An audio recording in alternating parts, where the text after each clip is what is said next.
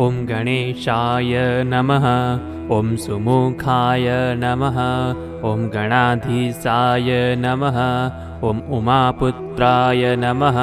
ॐ गजामुखाय नमः। ॐ लम्बोदराय नमः।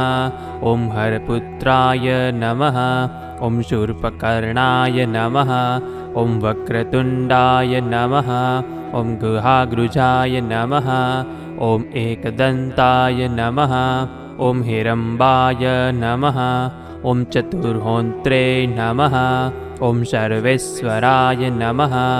ॐ विकटाय नमः। ॐ हेमतुण्डाय नमः। ॐ विनायकाय नमः। ॐ कपिलाय नमः। ॐ वटवे नमः। ॐ बालचन्द्राय नमः। ॐ सुराग्रजाय नमः। ॐ सिद्धिविनायकाय नमः।